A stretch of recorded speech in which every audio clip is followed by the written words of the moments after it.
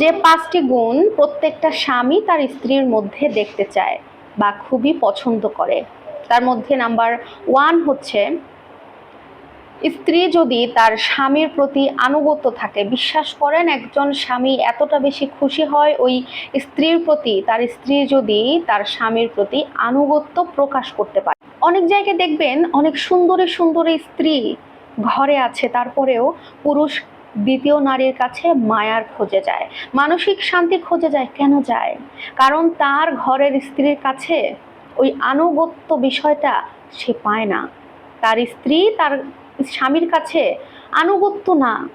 স্ত্রী যদি তার স্বামীর কাছে আনুগত্য থাকে, আনুগত্য প্রকাশ করতে পারে, তাহলে ওই স্ত্রী দেখতে যদি একটু অসুন্দর হয়, একটু যদি কুৎসিত হয়, তারপরেও পুরুষ ওই স্ত্রীর কাছেই আটকে থাকে, আটকে যায়। আপনি মানুন আর না মানুন, পুরুষ কখনো অবাধ্য কোনো নারীকে পছন্দ করে না। এখন হয়তো বা কোনো পুরুষ এটা মুখে মুখে বলে দেয়, আবার কোনো পুরুষ এটা প্রকাশ করে না। সবসময় মনে রাখবেন, নারী যত অবাধ্য তার জীবনে তালাক তত নিশ্চিত। কারণ একটা পুরুষ মানুষ কিন্তু সহ্য করে, কেউ বলতে পারবে না যে তারা অধৈর্য, তারা সহ্য করে না। না, একটা পুরুষ সহ্য করে 1 দিন 2 দিন, 1 মাস 2 মাস, তারা দেখে বিষয়। কিন্তু যখনই একটা পুরুষ বুঝতে পারে যে এই নারীর মধ্যে কোনো আনুগত্য ভাব নাই, কোনো চরিত্রবান নারীর কোনো কিছুই তার মধ্যে নাই, ধৈর্যশীলতা নাই, সম্মান দেওয়ার জিনিসটা নাই, ঠিক ওই মুহূর্তে পুরুষ ওই নারীকে তালাক দিয়ে দেয়। এটা একদম লাস্ট স্টেজ। আপনারা অবশ্যই কমেন্ট সেকশনে জানাতে পারেন আমার কথাগুলো ভুল নাকি সঠিক। আর এই কারণেই প্রথমত কোনো স্ত্রী আনুগত্যশীলতা এই বিষয়টা হাজব্যান্ড অনেক বেশি পছন্দ করে থাকে। 2 নাম্বার যে পয়েন্ট, সেটা হচ্ছে নারী অবশ্যই স্ত্রী হিসেবে তার স্বামীকে সম্মান করতে হবে। আর এই সম্মানটা কিন্তু যেন তেন সম্মান নয়, স্ত্রীকে কঠিনভাবে সম্মান করতে হবে। হাদিসে নবী করিম সাল্লাল্লাহু আলাইহি ওয়াসাল্লাম বলেছেন, আল্লাহর পরে যদি অন্য কাউকে সিজদা করার কথা বলা হতো, তাহলে সেটা হতো স্বামী। যে তোমরা স্ত্রীরা স্বামীর পায়ে লুটিয়ে পড়ো। তাহলে আপনাদের বুঝতে হবে যে একটা স্বামীর মূল্য ঠিক কতটা, একজন স্ত্রীকে কতটা সম্মান তার স্বামীকে দিতে হবে। তাই সব সময় কোনো স্ত্রী যদি তার স্বামীকে সম্মানের চোখে দেখে, সম্মানের সাথে রাখে, তাহলে ওই স্বামী তো স্ত্রীকে পছন্দ করতে বাধ্য হবে। 3 নাম্বার, স্বামীর জন্য নিজেকে বিউটিফুলভাবে একদম রিপ্রেজেন্ট করতে হবে। মানে সুন্দর করে নিজেকে পরিপাটি করে সাজুগুজু করতে হবে শুধুমাত্র স্বামীর সামনে, স্বামীর জন্য।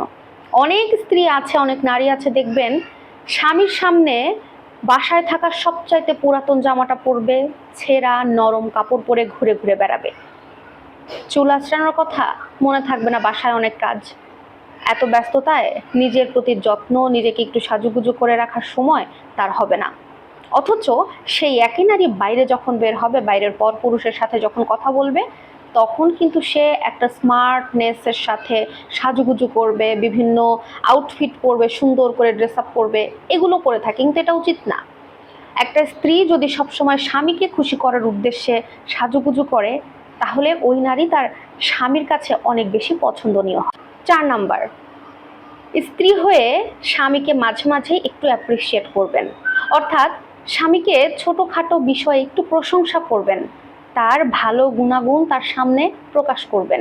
সামান্য একটা কথা বলতেই পারেন যে, তুমি না থাকলে এই বাসার বাজার কে করতো বলো, তুমি না থাকলে আমার দিনটাই খারাপ যেত, তুমি আছো বলেই আমার সময়গুলো এত ভালো কাটছে। বিভিন্ন ধরনের কথা তাকে বলে তাকে মনটা ভালো করতে পারেন। এতে করে স্বামীর কাছে আপনি পছন্দনীয় হয়ে উঠতে পারবেন খুব সহজ।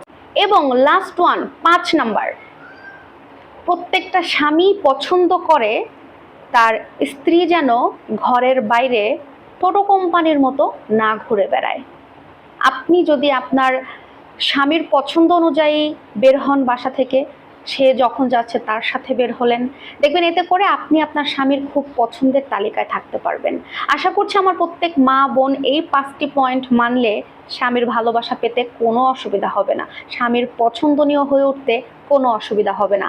আশা করব আজকের এই ভিডিওটি অনেক বেশি গুরুত্বপূর্ণ এবং আপনারা সবাই এই ভিডিওটি যার যার টাইমলাইনে শেয়ার করবেন এবং সবাইকে জানার উদ্দেশ্যে বিভিন্ন গ্রুপে শেয়ার করে রাখবেন।